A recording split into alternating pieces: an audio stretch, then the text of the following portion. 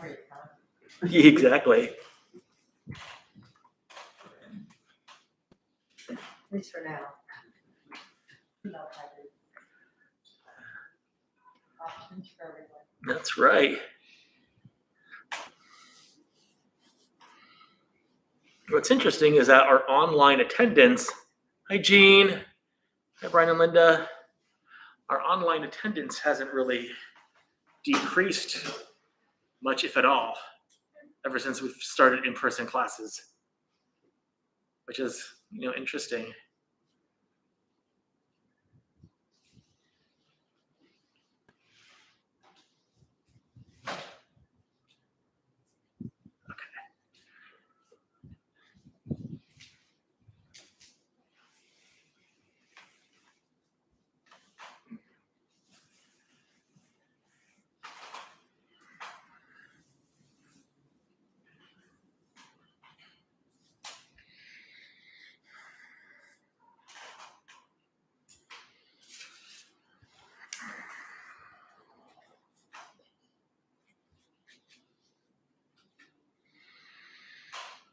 Just gonna give it like maybe a minute or two more.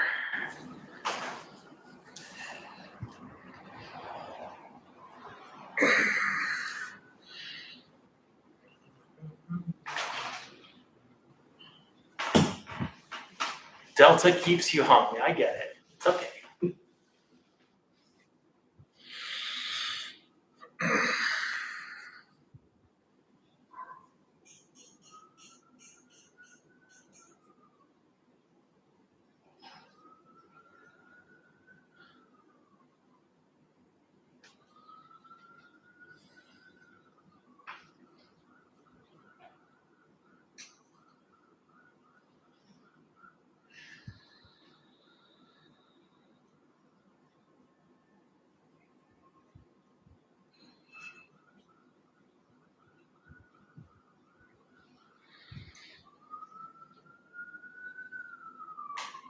Okay, I don't think anyone else is gonna show up.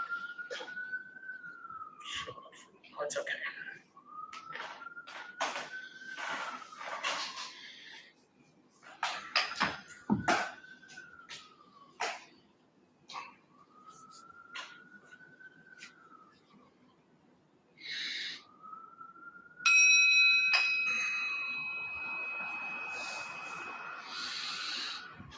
Hello, welcome everybody to the Wednesday night loving kindness meditation class. My name is Alex. It's wonderful to be here again with you again on a Wednesday night. And I forgot. Oh yeah, of course. Anybody your first time here to the Dharma Temple? Nice. Well, welcome. How did you hear about us? Oh, just research, like internet research. Okay, awesome. Well, welcome. Nice to have you. Anybody first time to Wednesday, the loving kindness class? Welcome. Awesome. Let's see. We'll start with, it's important to be as comfortable as possible when you meditate, which is why I say pajamas aren't required, but they are encouraged. Or at least something like loose fitting and just super, super comfortable, right? I wear some form of this every class. This one says trophy husband. Yeah, it's aspirational. So I just found these online. I bought a whole bunch of them. That's what you do during COVID. And so this class is again the loving kindness class, and loving kindness actually is the first of the 4 heart practices, what we call the Brahma Viharas, or the divine abodes.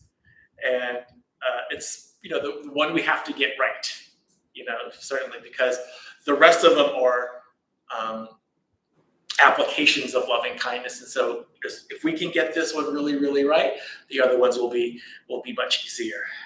And the word that we're talking about when we're talking about loving kindness is metta, M-E-T-T-A. And this wonderful word metta comes from the Pali language, which is a language that we think is pretty close to what the historical Buddha spoke. And when a word is translated, from that long ago, we find out that it has a lot of meanings. So it could be loving kindness, unconditional friendliness, simple goodwill. That's a really good definition. And it's simply a wish to be happy. And not just a wish to be happy, but a wish for ourselves and others to do the things that cause happiness. So what are the things that cause happiness? If you know the motto of the Dharma Bum Temple, you know what causes happiness. Think good thoughts, speak good words, do good deeds. That's pretty much it. Nice and simple. It's essentially the precepts. The precepts are just a list of things that we do. And they are daily reminders of how we want to live our life. And, for sincere practitioners, we take these every day.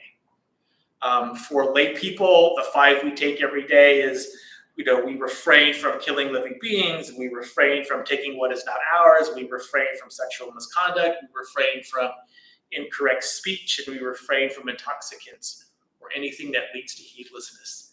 These are the 5 precepts of non-harming. There's actually 10, and the monks take 10. And during certain days, we can even take 10 if we wanted to.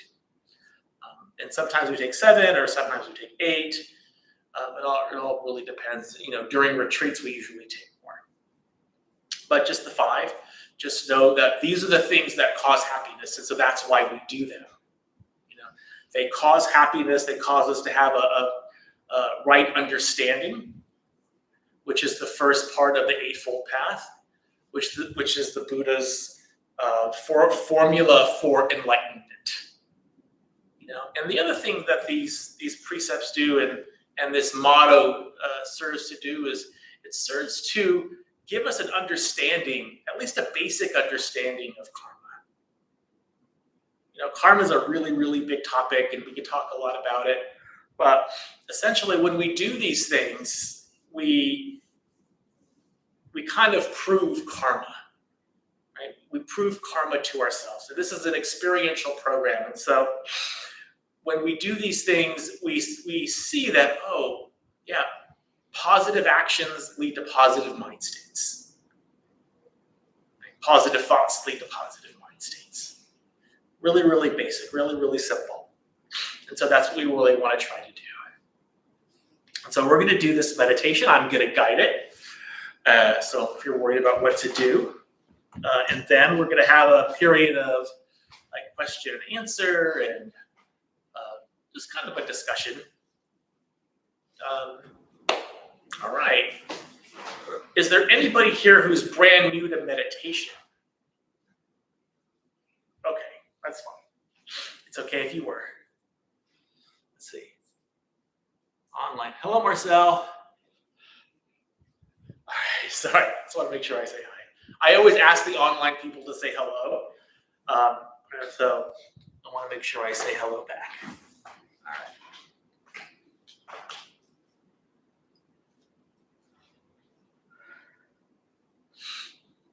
Okay, we'll do this.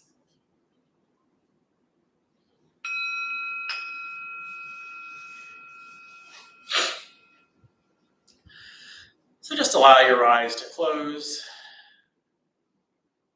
making sure you have that position that's nice and comfortable for you, nice and sustainable so you're not likely to move around too much. And when we sit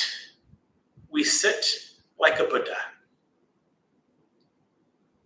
And you could even imagine yourselves as a Buddha sitting underneath your own tree of enlightenment, because each Buddha has their own tree of enlightenment. So you can imagine yourself sitting under like an oak tree or a sequoia or eucalyptus or some other kind of tree.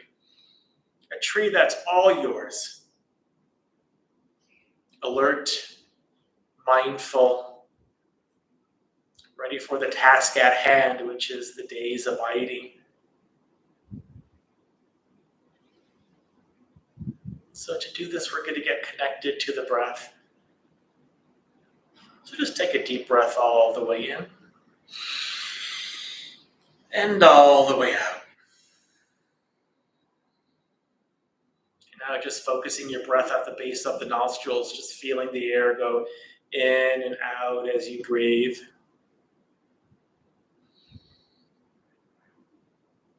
So no matter what kind of meditation that you're doing, you always want to make sure that you have at least 25% of your attention focused on the breath, which will keep you connected and rooted firmly in the present moment.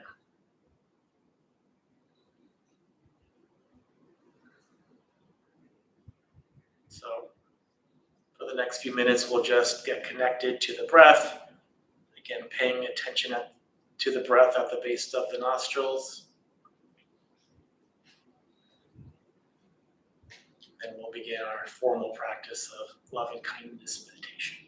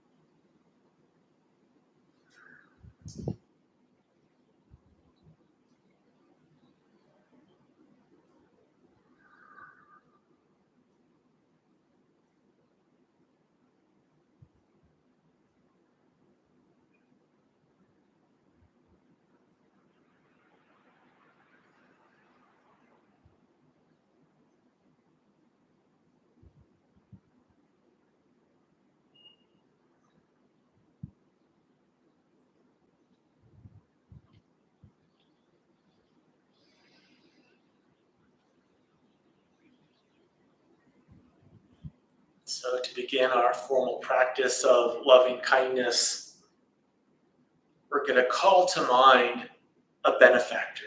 And a benefactor is anyone who has shown us great love and great kindness.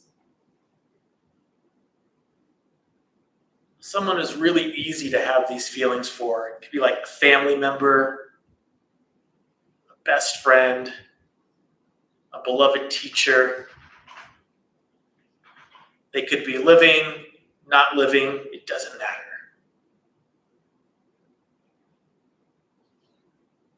Just think of them, just think about their wish to be happy and your wish for them to be happy. And so the only thing we're going to do is we're going to radiate loving kindness to our benefactor. And however you understand that word radiate, I like to think of a beam of loving kindness going from my heart to theirs. Sometimes this beam is nice and warm and it's just gently vibrating. And I'm smiling.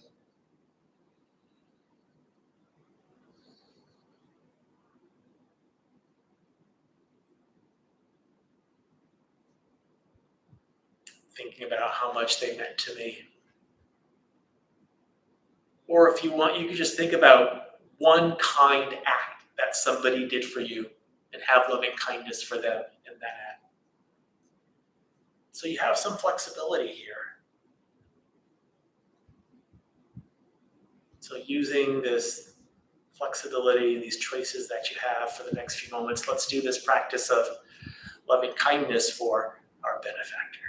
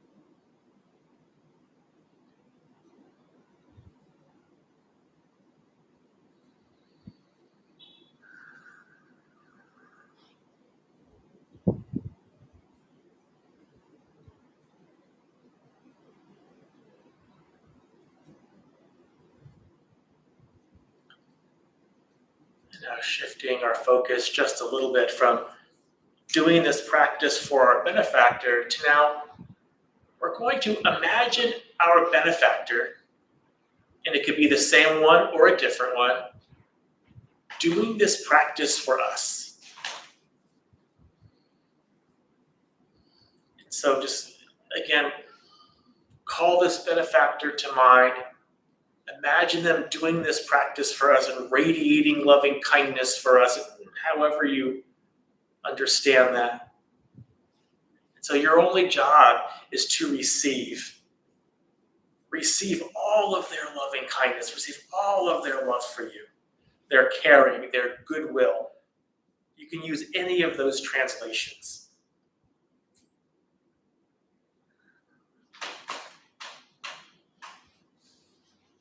Again, if you feel any resistance in your heart, you can put your hand over your heart.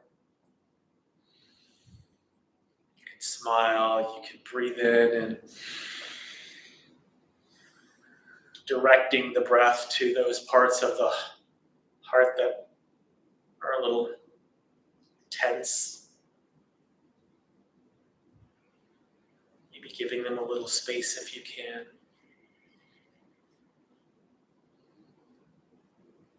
They're your benefactor for a reason. Because they've already done something wonderful for you that you're so grateful for.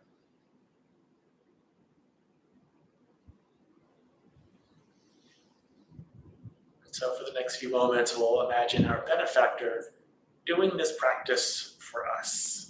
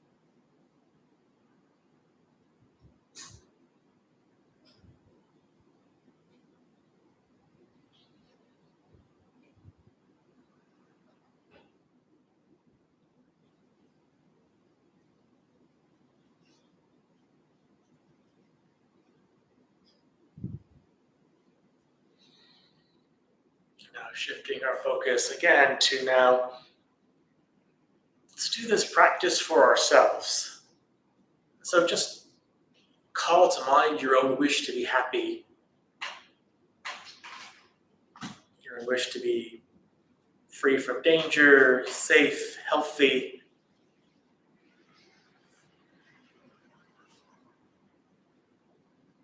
This is the most important part of our practice. If we can have loving kindness for ourselves, if something like this can be natural, it will naturally spill over to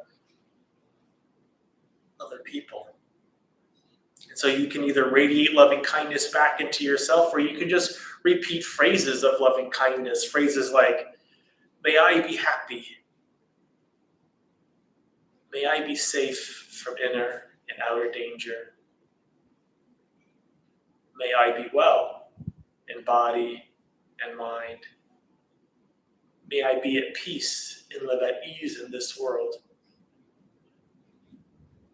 And just choose one or more of those phrases and just kind of repeat it over and over to yourself. Again, still gently listening for any resistance that your heart might put up, and breathe into that if you can. For the next few moments, we'll do this practice of metta for ourselves.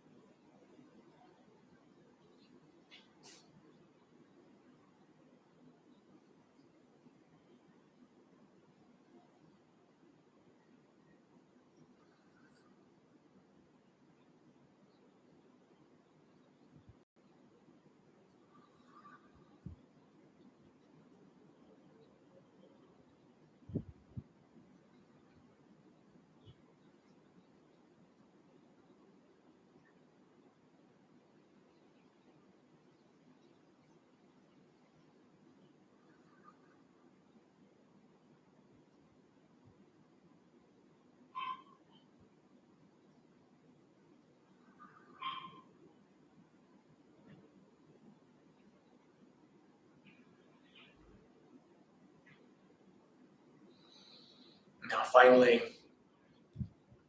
we can explore the limitless quality of the heart by doing this practice for all beings in all directions. Whatever beings there may be, whether they are weak or strong, short, medium, tall, long, may all beings be at ease. Just go as far out as you can with the strategy that this heart has this limitless quality, which it does.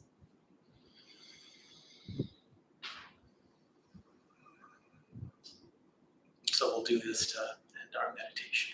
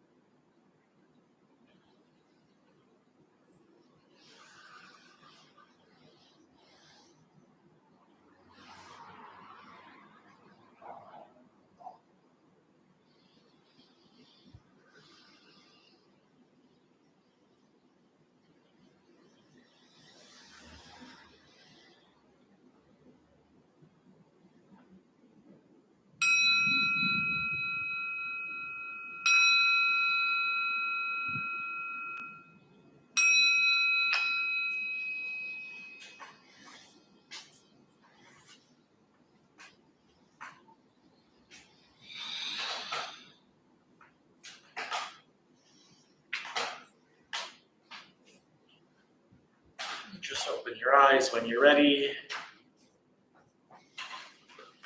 Let's take a moment or two out. Stretch our arms and our legs. Keeping that mindfulness of loving kindness about us.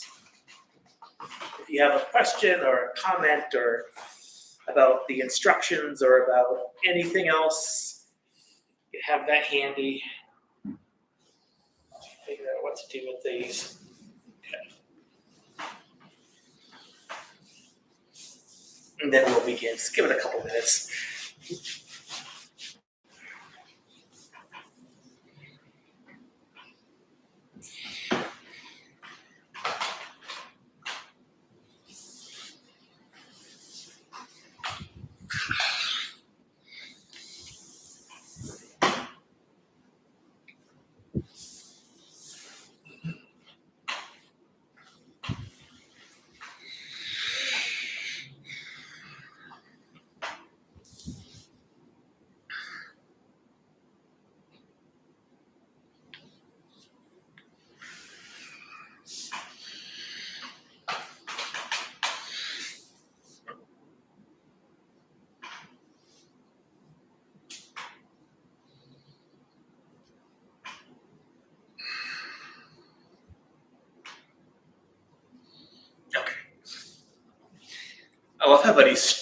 I love how everybody stretched in unison. I mean, that was awesome. Thank you. Like you were ready for it.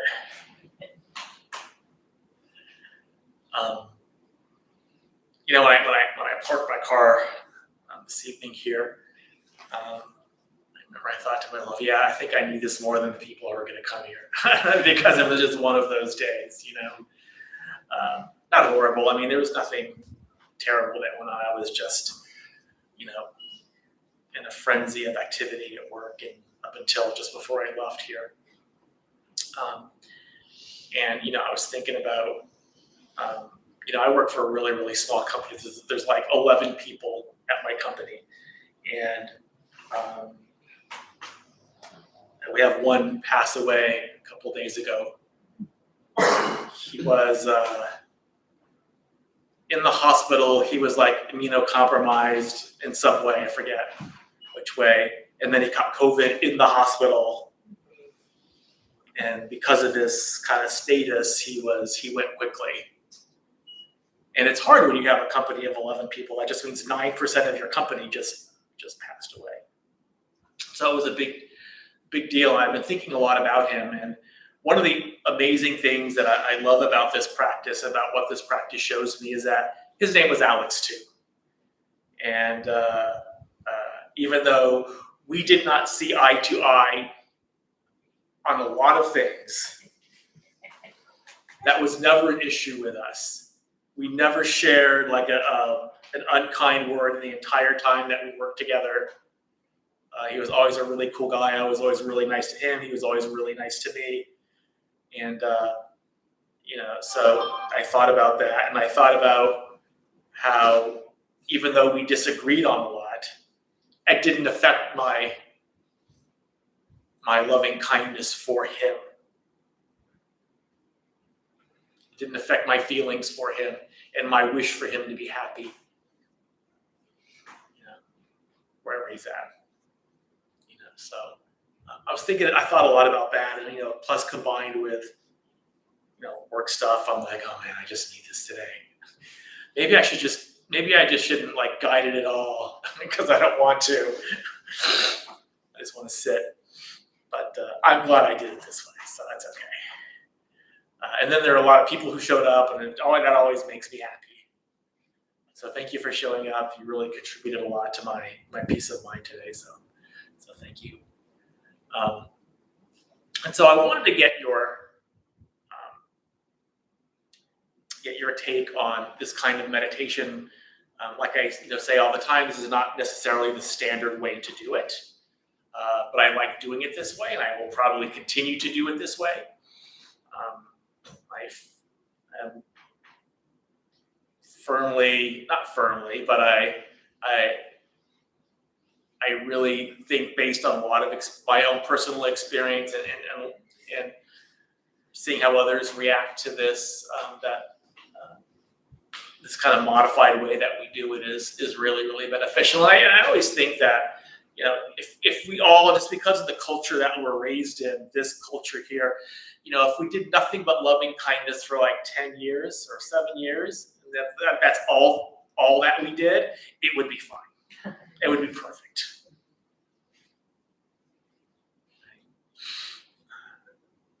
I was thinking about that a lot too, just because of kind of, this person who passed away, and I never even thought about, we never saw eye to eye. I just thought, oh, I just feel so for this guy. So I wanted to get your take on if you have any questions about the instructions, if there's any part of the meditation that was easier or difficult, your experience of meditation, questions about Buddhism. It could really be anything. So we'll go you, and then we'll go, yes, sir.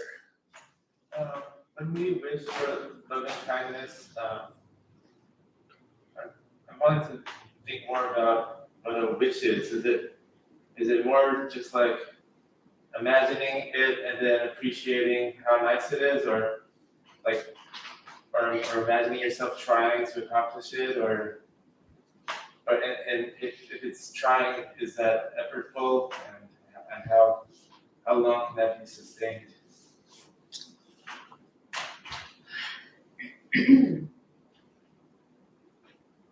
You can think of it as a wish or just a good thought.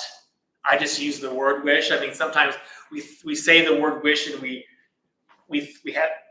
think something like you're wishing on a star, or this kind of element of blind faith or something like that. It could just be a thought of, if that's easier for you. I just say the word wish, but words matter for a lot of people, and maybe a thought is another. An aspiration, maybe an aspiration. We can make it aspirational.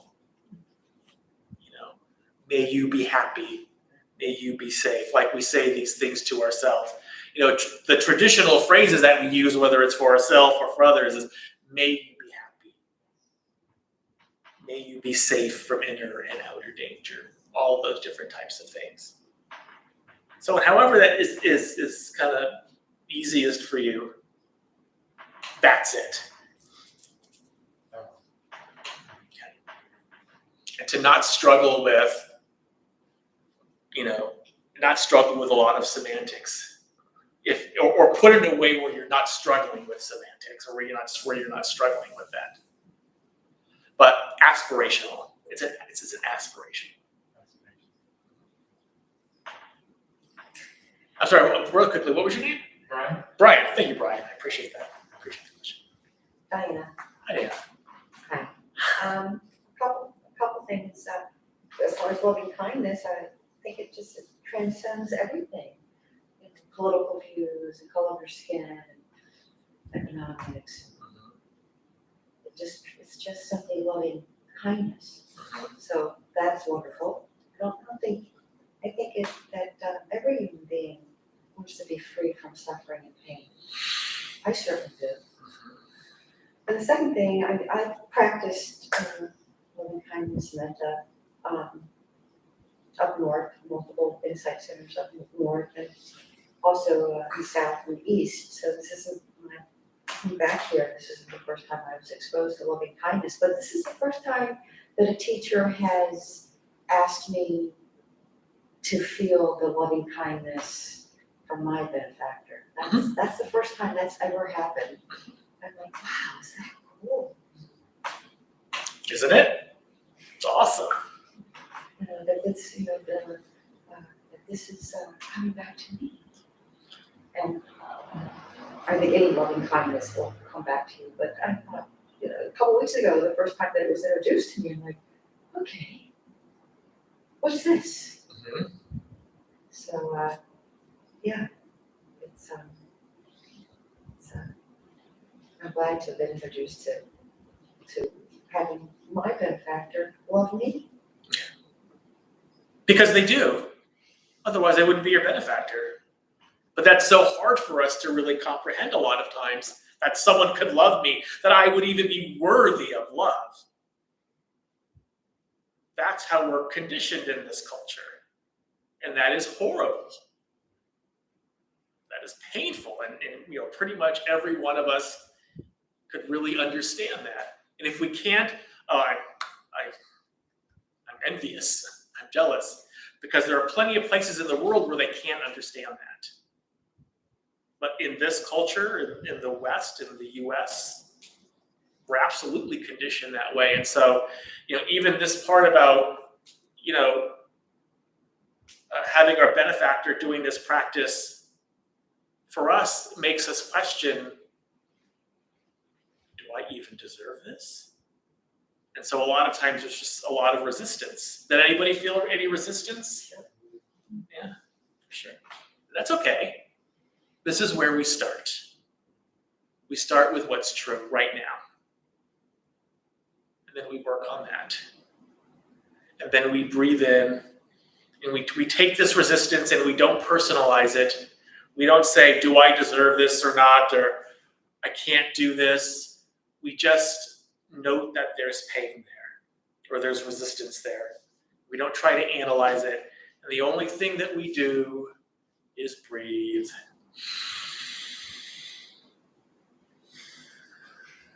While still doing the practice.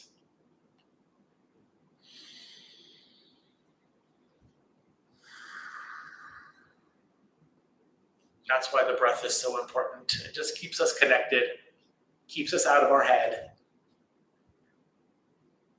And we come to find out that, yeah, we do. Absolutely.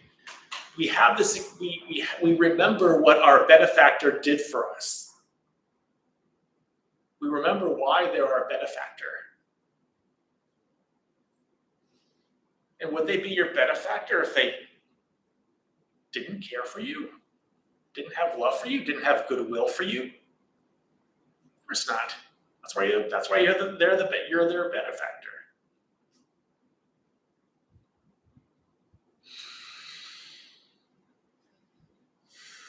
And that's when we smile.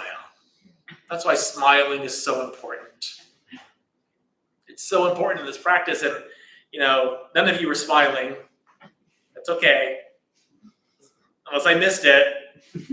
I don't know. Well, you're wearing a mask, so. But because we one of the other things that we do as Westerners is we take this so seriously. We take this so seriously. I'm going to come and I'm going to meditate. I'm going to get rid of all my suffering, and just kind of sit there with your fists clenched and I'm going to force it out of my mind. And I talked a few weeks ago about meditators' disease. That only happens with Western monastics who come and they want to get rid of their suffering and they just meditate as hard as they possibly can, and they get all these physical things, that happen to them, like headaches and other different type migraines and other types of things. Because in the East they know that this may take a few lifetimes, and so they know to play the long game. But we want out of this life. We want out now, right? We want out of here. This place sucks. I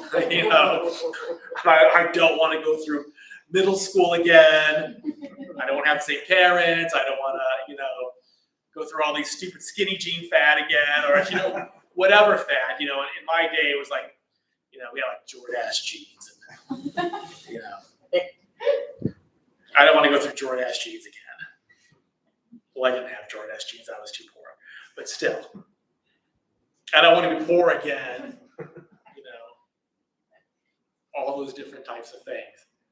And, when we smile and when we have a sense of humor about the entirety of our practice, it makes our practice so much better. And smiling and creating these positive mind states is part of the Eightfold Path. It's part of what we call right effort. It's the 6 of the 8, right effort, right mindfulness, right effort, right mindfulness, right concentration. And right effort is simply creating or generating a positive mind state. This is 4. Generating a positive mind state.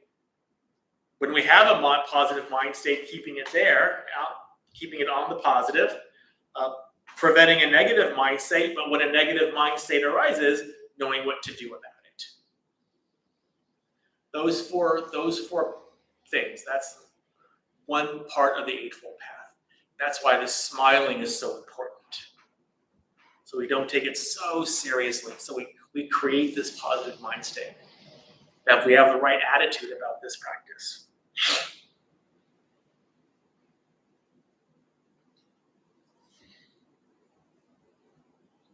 Sorry.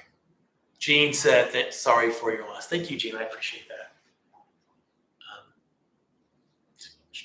Got plenty of time. Anyone else? Yes, sir. So this might sound like an obvious question, but do you find that this practice in particular helps you or could help me or anyone with the people in our lives who maybe we've lost the ability or that loving kindness for them? You know what I mean? Like there's someone in our lives where we're just like, it's just that kind of feeling. The enemy.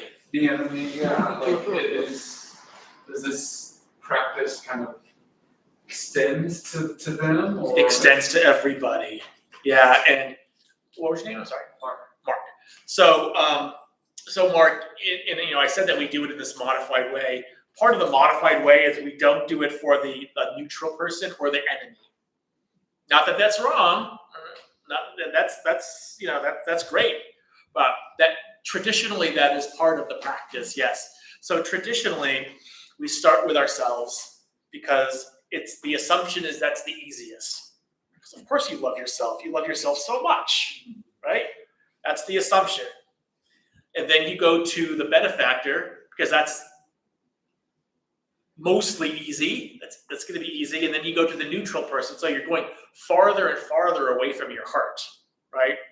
And after the neutral person, it's then the enemy. And you do this practice for the enemy as well. And that's what, in Buddhism, that's what it's called. It's called the enemy. Excuse me. And we do this practice for the enemy. I think that if you want to do that, you can certainly do that. But be really, really careful when you do that. So start small. So if in your list, in your inventory of enemies, in your list of enemies, there must be people who are just a little annoying. Start with them. Don't go for the big guy. Don't go for, that big person you just can't flip and stand. Or, if you've experienced trauma, like in your life, the person who traumatized you. Don't start there because that's just a recipe for a lot of pain and suffering. Start small, and then eventually you can get bigger. Because again, we're playing the long game. We have plenty of time, not just this lifetime.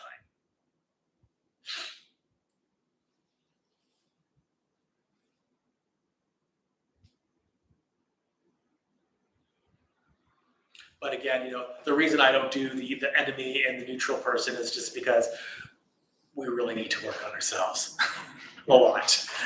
And so that's where I kind of focus and concentrate on. And when you do that, that naturally will help the enemy. Because you feel so much better about yourself. Your thoughts aren't on your enemy. Or as much. They're just on, this feels awesome. And this is amazing, and this is naturally going to spill out to the people I meet in the world.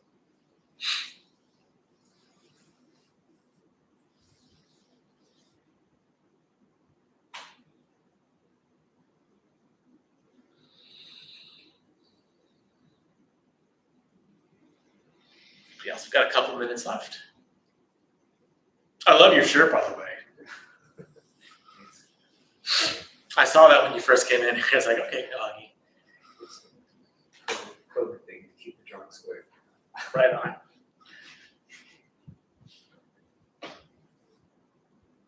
Let's go back to the end of just a little bit. Oh, yeah.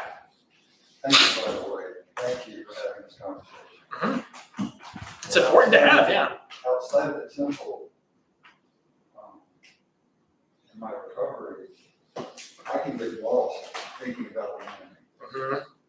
So if I were to be, I'm getting what you're saying there, as a beginner in this practice, it would overwhelm me. Now, I want to let's talk about that. Let's get into that. Let's go there. I don't have the skills to process it Right. yet. Right. And the second thing, that was just beautiful. We're playing a long game. And it's not necessarily this lifetime. And that's just an awesome way of framing this. Yeah. Thank you. You're so welcome. And somebody said something. Maybe it was you. I can't remember.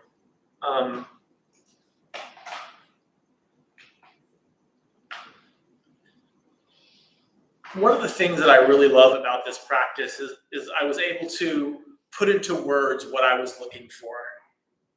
Because before I came to this practice, and if you asked me, well, Alex, what are you looking for? I couldn't have told you.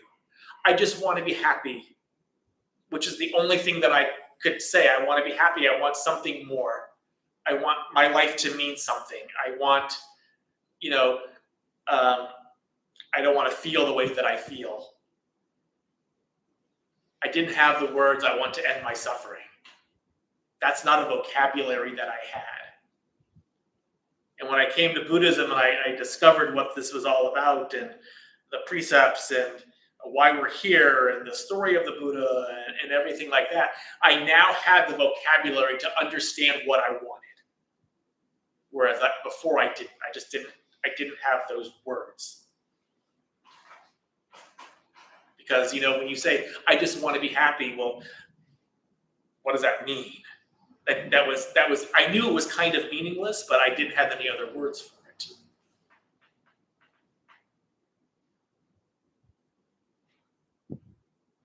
Now I do. Sorry, what was your name again? You told me before. Billy. Bill, thank you.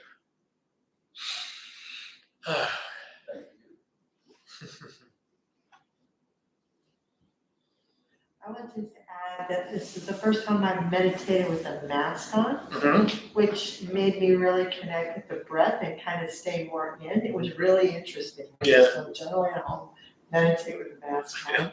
So I was really able to attend to my breath instead of, I didn't know what it would be like. So it wasn't bad. And I have done many different kinds of forms of metas. So it's good to hear about that. I mean, even here, previously, we've done more traditional kind, and I have some songs that are like mantras and things that go in my head in the space. And it seemed like there was a lot of space, just for me tonight. It seemed like there was a lot of space. Can we move on?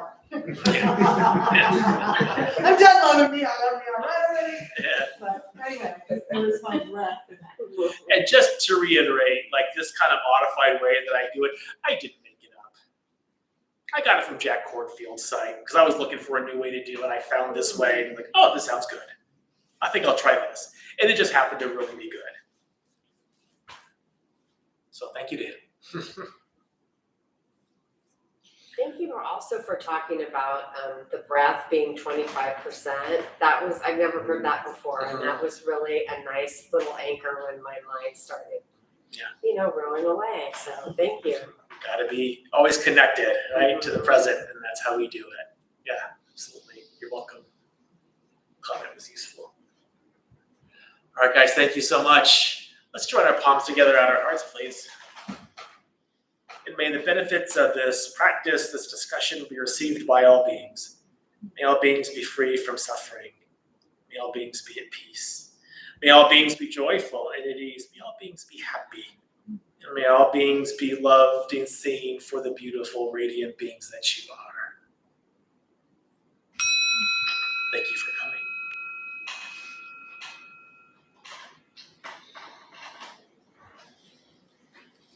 All right, you guys, thank you so much for coming here. It's wonderful to be here with you tonight. We have a wonderful rest of your week, and we'll see you next time. See ya. Thank you, Alex. Bye, guys. Good to see you guys again. See ya. Bye, Jean, Brian, Marcel, everybody else, Linda. Thank you. Bye, guys. What was your name again?